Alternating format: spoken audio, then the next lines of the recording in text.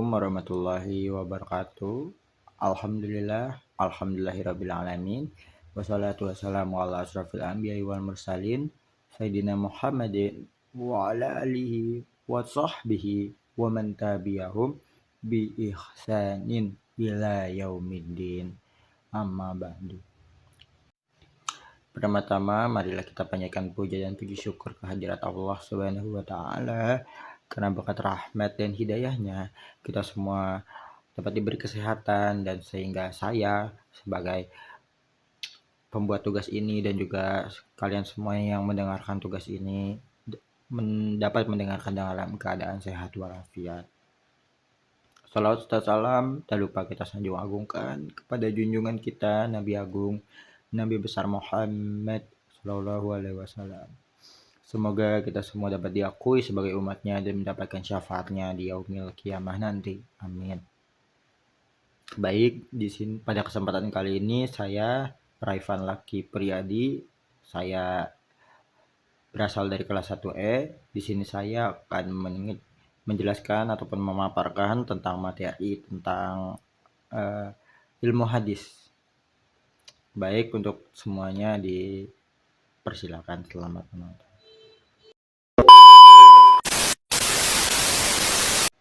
Oke teman-teman, jadi tadi merupakan perkenalan saya dan sekarang saya akan menjelaskan apa nih sebenarnya video yang saya buat ini isinya apa gitu ya. Oke. Jadi di sini saya akan menjelaskan tentang konsep studi ilmu hadis. Nah, konsep studi ilmu hadis. Jadi saya akan memaparkan mengenai materi tersebut. Untuk teman-teman semua, let's check it out. Nah, teman-teman, jadi seperti yang kita tahu bahwasanya hadis itu merupakan suatu sumber hukum yang kedua setelah daripada Al-Qur'an. Jadi Al-Qur'an, nah ini hadis gitu. Nah, melalui hadis itu kita bisa tahu, kita bisa memiliki suatu gambaran gitu bagaimana ajaran Al-Qur'an itu bisa diterapkan oleh Nabi Muhammad SAW dalam kehidupan nyata. Maka dari itu, posisi hadis itu sangat amat penting, teman-teman. Sangat amat penting. Dan umat Islam itu juga jadi membutuhkan yang namanya disiplin ilmu. Untuk apa sih disiplin ilmunya itu? Disiplin ilmu itu karena posisi hadis sangat penting, maka disiplin ilmunya itu diperuntukkan untuk menjaga baik dari kredibilitas maupun otentiknya dari hadis tersebut. Nah, maka dari situ lahirlah suatu disiplin ilmu yang baru, yang mana ilmu tersebut itu dinamakan ilmu hadis. Ilmu tersebut itu menyelidiki baik dari sanad, matan, maupun kredibilitas para perawi gitu loh. Nah, ilmu hadis ini juga itu berkembang sebagai suatu respon, teman-teman. Sebagai suatu respon terhadap tantangan baik dari zaman, ya seperti saat inilah kita banyak banget lah melihat bahwasanya ada hadis yang palsu, ada perubahan yang di sosial, tatanan sosial kita tuh berubah sangat drastis gitu ya. Terus juga kritik-kritik dari akademisi juga. Dan maka dari itu dengan kita mempelajari ilmu hadis itu akan menjaga daripada integritas agama Islam sendiri, ajaran agama Islam sendiri, dan juga kita bisa memastikan bahwasanya umat Islam ini akan memahami hadis dengan sebenar-benarnya. Dengan sebenar-benarnya dan juga sesuai dengan konteksnya. Seperti itu.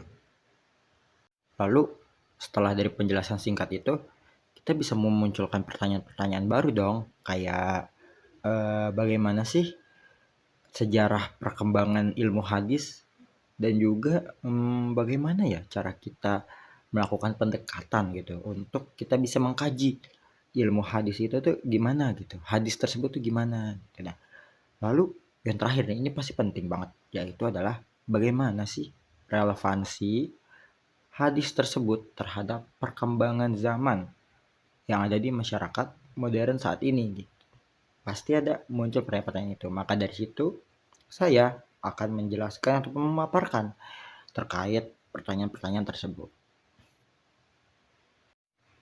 Nah, teman-teman, jadi sekarang ini saya akan menjelaskan ataupun memaparkan kepada kalian semua mengenai bagaimana sih sejarah perkembangan ilmu hadis dari masa-masa klasik sampai dengan kontemporer seperti saat ini.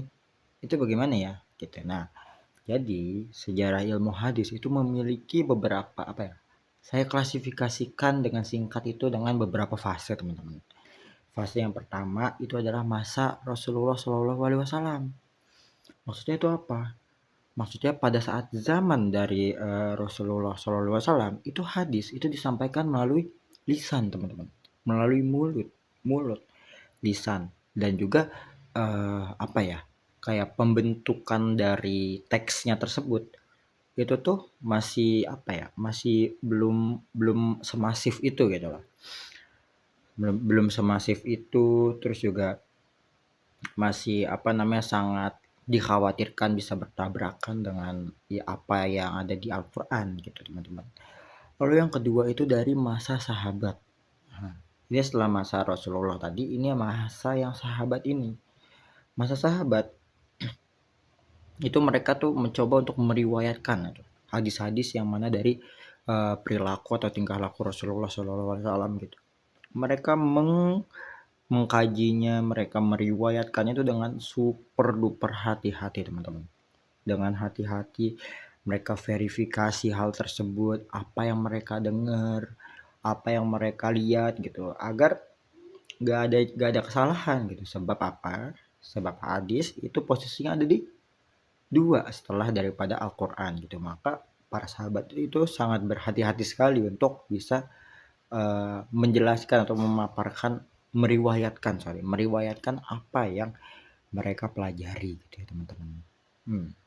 Nah, teman-teman, tadi udah masa sahabat, masa Rasulullah Shallallahu Alaihi Wasallam, ada masa sahabat. Nah, yang ketiga itu adalah masa tabiin. Ini maksudnya masa ini tuh masa-masa kapan sih? Masa-masa tabiin itu adalah masa yang mana agama Islam itu tuh udah semakin menyebar gitu, teman-teman. Jadi semakin menyebar, mereka semakin apa, luas, dan juga mulai muncul nih apa namanya, kegiatan-kegiatan dengan pemalsuan hadis misalkan, dan juga ulama-ulama gitu yang mulai apa, pencatatan gitu. Mereka memulai pencatatan kembali dari awal sampai dengan masa terakhir tersebut gitu. Lalu yang keempat itu ada yang namanya masa tadwin, teman-teman. Masa tadwin ini apa? Masa tadwin itu adalah suatu masa di mana bisa dibilang tuh masa emasnya gitu lah, masa emas dari ilmu hadis sendiri gitu. Mengapa gitu? Karena dari masa tadwin ini itu muncul beberapa kitab-kitab besar, teman-teman. Yang seperti ada Al-Mutawa, Mustad Ahmad, Sahih Bukhari, Sahih Muslim.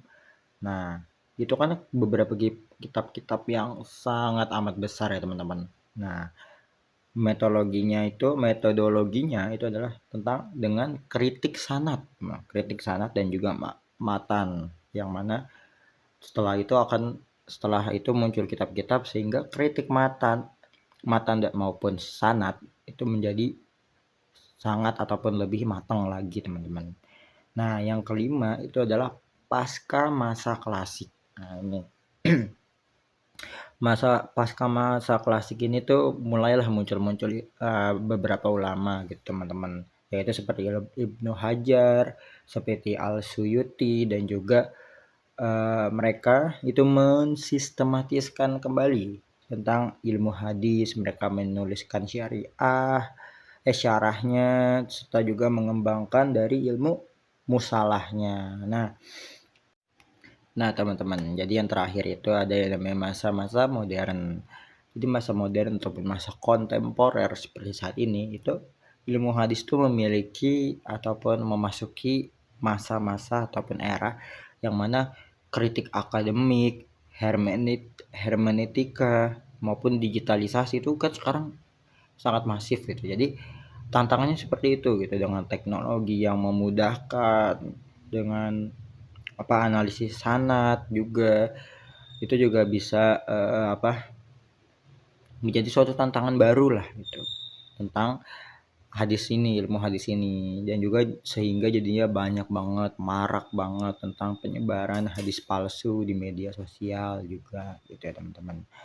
Nah, itu teman-teman. Jadi tadi sudah tentang apa apa sih pengertian ilmu hadis. Tadi kita juga belajar tentang sejarah ilmu hadis juga. Lalu yang sekarang masuk ke poin yang terbaru, yaitu metode apa sih? Pendekatan apa sih yang kita lakukan untuk mempelajari ilmu hadis sendiri gitu. Jadi, untuk menganalisis hadis, kita berdasarkan dari ulama-ulama besar, itu mereka menggunakan beberapa metode utama. Metode utama yang pertama itu adalah kritik sanad. Kritik sanad ini kan sudah beberapa kali disebutkan ya. Maksudnya kritik sanad ini apa sih gitu? Caranya tuh gimana gitu. Nah, kritik sanad itu menilai apakah rantai periwayatan hadis tersebut itu tuh valid atau tidak. Apakah perawinya bisa dipercaya atau tidak, dan apakah hubungan antara perawi itu apakah benar-benar ada gitu. Nah, itu merupakan anak kritik dari kritik sanad gitu. Nah, kita lanjut yang kedua tuh kritik matan, sorry. Maaf, matan. Jadi matan ini adalah dengan menguji isi hadis tersebut. Apakah sesuai dengan yang di Al-Qur'an, di akal, realitas di sejarah, dan juga nilai universal Islamiyah gitu. Jadi begitu kritik matan. Lalu yang ketiga itu dengan tahrij dan juga tahlil, teman-teman. Nah, tahrij dan juga tahlil ini mereka menelusuri nih sumber-sumber hadis tersebut tuh berdasarkan dari kitab induk mereka. Nah, lalu mereka menganalisis maknanya menggunakan pendekatan baik dari bahasa maupun dari historis dan juga sosial. Lanjut yang selanjutnya itu adalah pendekatan historis dan juga sosiologis. Nah, ini sangat simpel lah kalau historis dan juga sosiologis kita tinggal melihat dari konteks sosialnya aja. Jadi hadis tersebut tuh bisa disampaikan itu melalui konteks sosial. Lalu yang kelima itu pendekatan hermeneutik dan juga kontekstual. Maksudnya itu kayak gimana sih? Jadi kita tuh membaca hadis tersebut, lalu kita pahami, kita kita bedah dialog tersebut, kita buat dialog, dan juga kita mencoba mengontekstualkan dengan kejadian ataupun kebutuhan yang ada di masa kini gitu, teman-teman. Lalu yang keenam itu ada dengan pendekatan indisipliner. Indisipliner ini maksudnya apa? Kita menggabungkan ya teman-teman dengan linguistik, psikologi, filsafat ilmu maupun teknologi digital. Untuk apa? Itu semua tuh untuk memperdalam makna dari hadis tersebut gitu, teman-teman.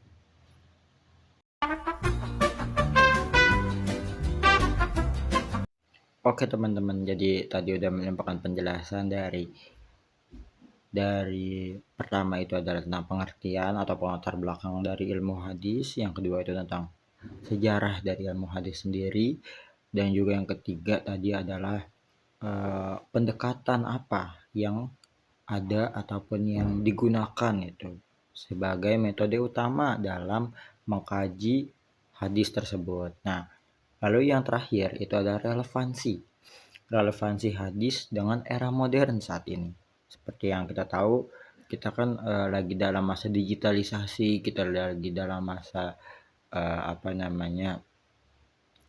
globalisasi juga, yang mana itu sangat berpengaruh gitu dengan pandangan sosial tersebut gitu tentang hadis apalagi. Nah, jadi kalau menurut saya hadis itu tetap relevan teman-teman, tetap relevan sampai saat ini pun tetap relevan. Mengapa begitu? Sebab pertama, hadis itu bisa menjadi suatu pedoman dan juga moral. Pedoman untuk beretika di tengah sekarang ini lagi marak banget kan teman-teman tentang degradasi sosial dan juga hal-hal yang tidak near empati gitu. Dengan hadis kita bisa memupuk hal tersebut gitu, teman-teman. Lalu yang kedua itu metodologi kritik untuk hadis itu menunjukkan bahwasanya Islam itu memiliki tradisi ilmiah yang sangat kuat, teman-teman. Lalu yang ketiga itu adalah nilai-nilai hadis itu dapat diterapkan dalam pendidikan untuk membentuk karakter kita, teman-teman. Seperti yang tadi saya bilang, bahwa hadis itu bisa memupuk kita untuk bisa beretika, untuk memupuk kita menjadi pribadi yang bermoral, begitu teman-teman. Lalu yang keempat itu adanya hadis memberikan pemahaman yang kontekstual kepada kita untuk bisa menjawab isu-isu kontemporer seperti saat ini, isu-isu di era-era modern saat ini, seperti kayak gender, seperti halnya lingkungan dan juga HAM, teman-teman.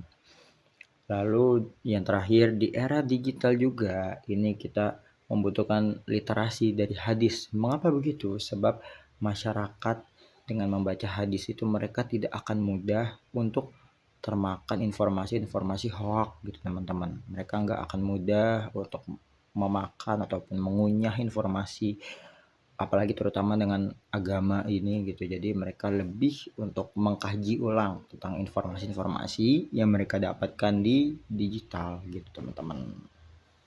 Maka dari itu kita bisa simpulkan, teman-teman, bahwasanya hadis itu bukan hanya menjadi suatu warisan dari masa lalu saja, tetapi hadis juga bisa menjadikan suatu fondasi hidup, teman-teman.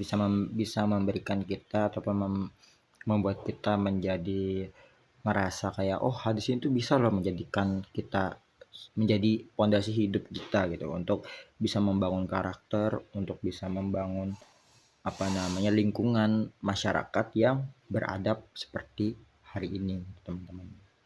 Kurang lebihnya seperti itu, teman-teman. Terima kasih. Halo semuanya. Jadi di sini saya Raifan.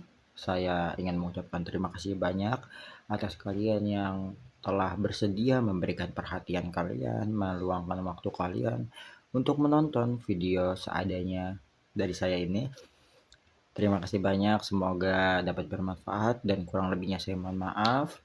Wallahu muwaffiq ila aqwamit thoriq. Wassalamualaikum warahmatullahi wabarakatuh.